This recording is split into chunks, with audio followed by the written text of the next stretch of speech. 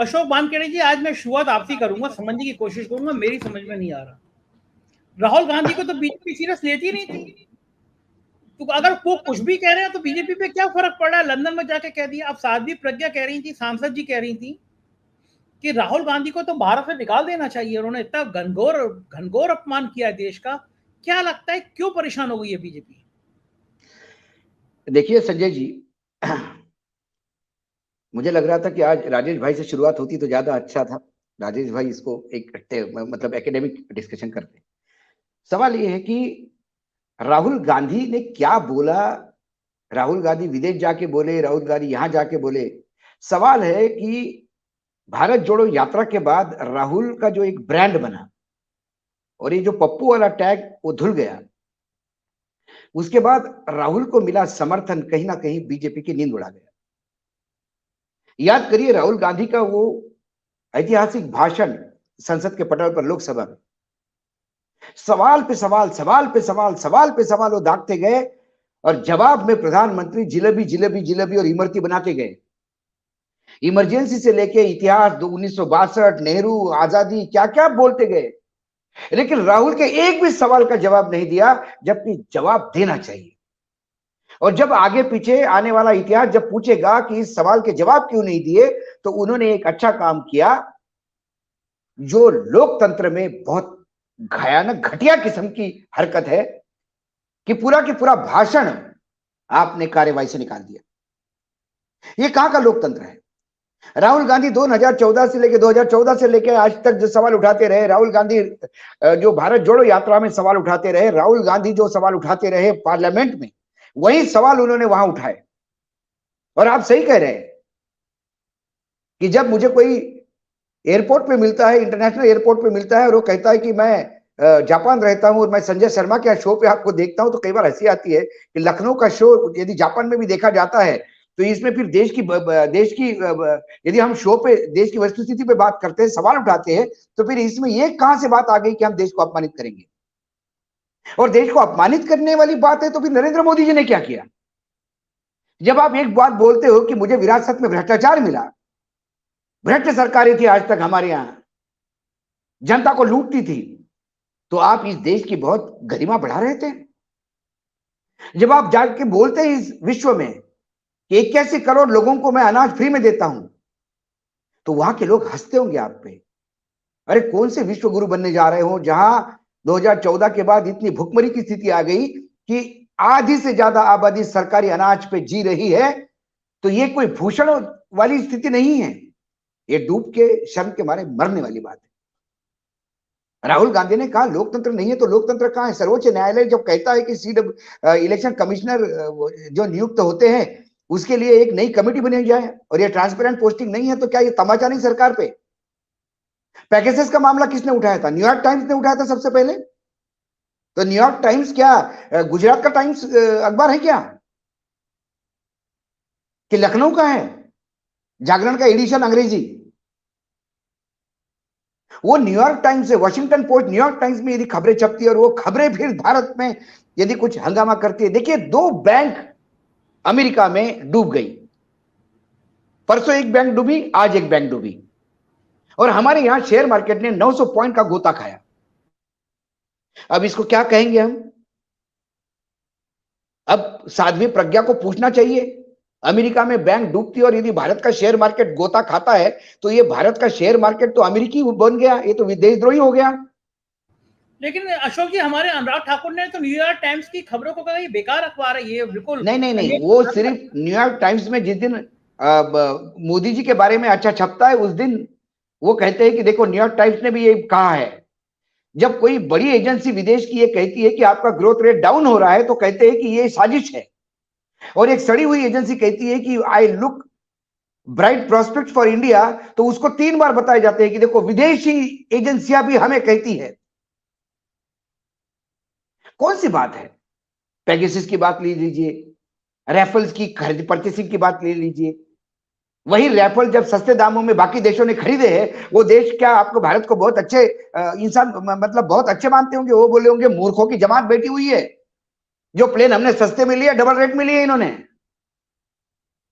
कौन सी बेइज्जत?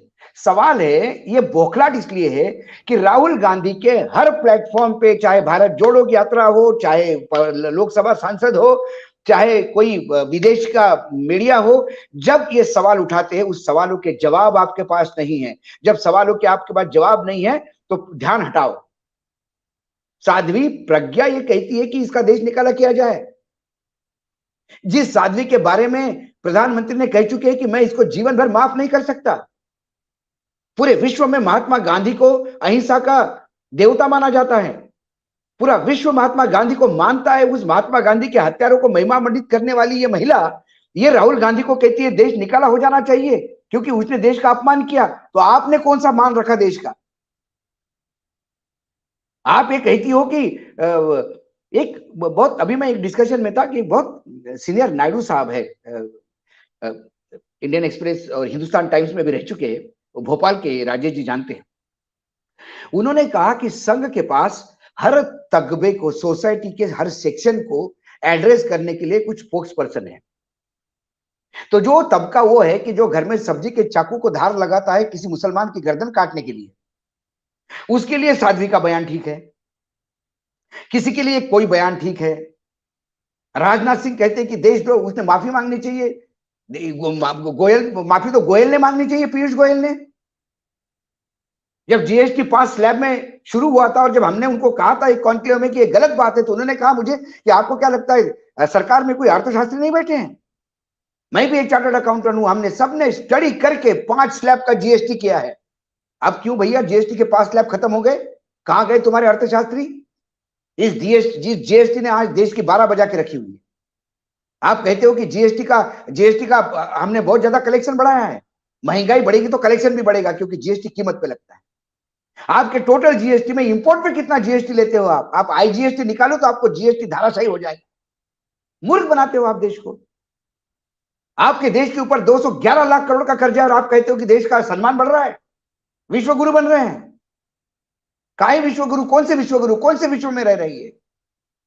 और आज के डेट में जब कोई एक ग्लोबल विलेज हो गया है, प्रधानमंत्री के बारे में जब लोग लिखते हैं कि इतने करोड़ फॉलोअर्स है प्रधानमंत्री के, पूरे विश्व के लोग प्रधानमंत्री की सुनते हैं। कोई इटली का प्राइम मिनिस्टर आके कहता है कि मोदी जी इज गुड, तो कहते हैं ठीक है। हाउडी मोदी, जब हाउडी वो चल रहा था हमारे यहाँ, जब हम यहाँ पे बुला के विदेशी राज्य में यानी किसी दूसरे देश में होने वाले चुनाव के लिए यहां से अपील करते हैं, तो ये मूर्खतापूर्ण काम नहीं है? इससे बहुत ज्यादा देश की क्या रहेगी आज आपकी इज्जत? जिस ट्रंप को जिताने की आपने अपील की थी वो ट्रंप हार गए थे। एक बार गलती से कह दिया कि अब की बार ट्रंप सरकार, तो आप नहीं, गलती कौन सी है भैया? गलती नहीं है।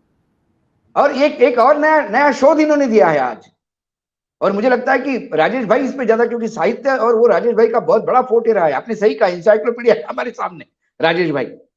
तो जब उन्होंने कहा कि चाणक्य ने जिन्हें कहा था कि विदेशी महिला के पैदा हुआ पुत्र राष्ट्रद्रोही होता है, तो क्या इन तमाम बीजेपी के नेताओं की औकात है कि ये कहे कि इंग्लैंड में जो प्रधानमंत्री है वो राष्ट्रद्रोही है? हमें इंग्लैंड के जनता के साथ सहानुभूति है, ये बोलने की औकात है? इंग्लैंड में भारतीय आदमी जब बनता है तो ये बल्ले बल्ले करते हैं कि भारतीयों ने झंडे गाड़ दिए। तुम करो तो रासलीला, दूसरा करे तो व्यभिचार। चलिए आता हूं मैं एक बार राहुल गांधी के सवालों के जवाब नहीं, इस चैनल के उठे होने वाले सवाल के जवाब नहीं है। जब जवाब नहीं है तो संजय शर्मा को राष्ट्रद्रोही कर दो। राजेश बादल जी और हम तो घोषित ही है, चाइना से पैसा लेते, पाकिस्तान से पैसा लेते, राष्ट्रहित में बात नहीं करते। बिल्कुल ठीक है। इंदिरा इज इंडिया कहा गया था एक जमाने में, जब इतना व्यक्ति पूजन ज्यादा हो गया था और पूरा देश हंस रहा था उस पे, देवकांत बारुआ पे। अब मोदी इज इंडिया हो गया है, मोदी ही सरकार हो गए हैं, सम्मान मोदी हो गए हैं, देश का विकास अडानी हो गए हैं। अडानी पे कुछ कहो तो बोलते देश के विकास में हिंड्रेंस, यानी देश में विकास में रुकावट पैदा करती। ये जो स्वयंभू अपने आप को हमारे रखवाले कहते हैं, इनको शर्म आनी चाहिए। जो संसद में जवाब मिलने थे, यदि नहीं मिले तो वही सवाल बार बार उठेंगे। ठीक बात है। आपने संसद में जवाब दिए होते तो इश्यू ही खत्म होता। मुद्दा ही बोलते ना, चल हर सवाल का ये जवाब मैं देता हूं। बिल्कुल सही बात। लेकिन मैं फिर आता अडानी हूँ पे जवाब क्या देंगे? हिंडन की रिपोर्ट के कहाँ जवाब देंगे? अशोक जी, बताइए, अजय जी कह रहे तत्काल बाहर, पार्लियामेंट से बाहर मुकदमा, सही बात है? नहीं तो जितने आरोप सत्ता पक्ष लगा रहे उसके बाद तो वाकई उनकी जगह है नहीं देश में, जो आज टूट पड़े हैं। लेकिन आज एक अच्छा है कि यदि अजय भाई का ये पूरा वक्तव्य राजनाथ सिंह जी सुन ले, तो राजनाथ सिंह जी को ये भी पता पड़ेगा कि उनकी मिनिस्ट्री में कौन से डिपार्टमेंट है और वो कौन से डिपार्टमेंट के हेड है। क्योंकि वो राज्यपाल की डिफेंस मिनिस्ट्री की शपथ जरूर ली उन्होंने, लेकिन वो तो डोवाल साहब चलाते पूरे मंत्रालय। राजनाथ सिंह जी की क्या हैसियत है कैबिनेट में हम सब भी जानते हैं। लेकिन क्या ये कव्वालों की टोली है संजय बाबू? बस दो कव्वाल सूर पकड़ते हैं, पीछे से हाजिया हम भी देखेंगे ताली बजाते हुए सब शुरू हो जाते हैं। कई बीजेपी के नेताओं को यदि आप हाथ पकड़ के पूछो कि चलो बता ही दो कितनी जगह राहुल गांधी किसकी जगह बोले हैं, चलो बता दो, नाम बता दो। 3 जगह बोले या 5 जगह बोले हैं? और एग्जैक्ट शब्द क्या थे राहुल गांधी के, किस विषय पे बोले हैं? आपको यही सुनने को मिलेगा, अरे फालतू की बात करते हो, बोला है देश के खिलाफ बोला है भाई, तुम फालतू की बात करते हो, देश के खिलाफ बोला है राहुल गांधी, बोला है देश के खिलाफ, देश को बदनाम किया है विदेश में जाके। अरे क्या बोला है, क्या विदेश में जाके बदनाम किया है? आपके पास इस पूरे पार्लियामेंट में अडानी कांड पे बोलने के लिए आपके पास शब्द नहीं। वो जो 7-8 शेल कंपनीज है जो विनोद अडानी जी की है, जिनका पैसा अपने देश में लगा है। राहुल ने सिंपल सवाल पूछा था कि अडानी जी हमारे यहाँ लॉजिस्टिक और ऐसे डिपार्टमेंट में डिफेंस के सेक्टर में काम करते हैं, देश का सुरक्षा का मामला है।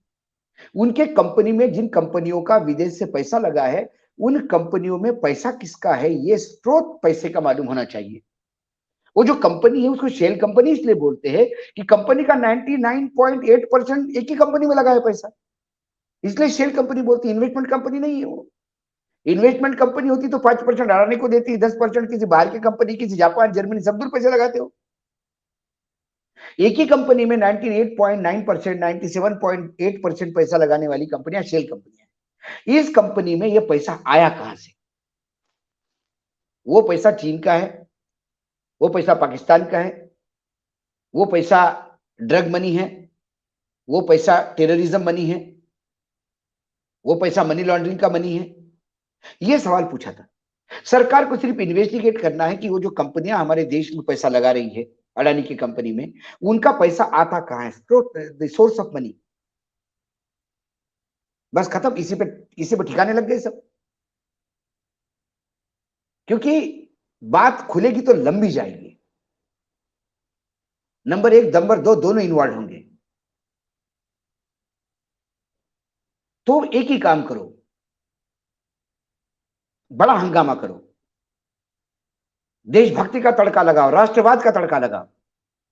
जब राष्ट्रवाद का तड़का लगाना है तो फिर राहुल गांधी को विलन बनाओ। इसमें दोनों दोनों काम हो जाते हैं। जो राहुल गांधी जनता की नजर में चढ़ रहे हैं उनको डाउन करो, और अडानी और ये जो बजट, वाहियात बजट जो आया है बर्बाद करने वाला, इस बजट पे भी चर्चा ना हो और सब दूर हंगामा करो। प्रधानमंत्री, यदि पार्लियामेंट में जो बात हुई, प्रधानमंत्री आज कर्नाटक की रैली में कहते कि राहुल गांधी देश को बदनाम कर रहे हैं। जब प्रधानमंत्री का ये वक्तव्य आता है तो हमारे प्रधानमंत्री की समझ और सूचना कितनी उनके पास होती है, इस पे दया आती है। इन्हीं प्रधानमंत्री ने 228 करोड़ रुपए जो लखनऊ कानपुर में मिले थे एक इत्र वाले के पास, उसको समाजवादी का पैसा बताया था। इसी गृह मंत्री ने समाजवादी का पैसा बताया था। संजय बाबू आज लखनऊ में बैठे हैं आप, अजय जी बहुत ज्यादा उत्तर प्रदेश में बहुत कंट्रोल है उनका। वो 228 करोड़ का हुआ क्या आखिर? वो तो केस ईडी को और इनकम टैक्स को भी रिफर नहीं हुआ, वो मामला रफा दफा हो गया। वो इत्र वाला सारी दुनिया को इत्र लगा रहा है और घुटके वाला अपना गुटखा बेच रहा है। क्या मांडवली हुई? देश जाना चाहता है।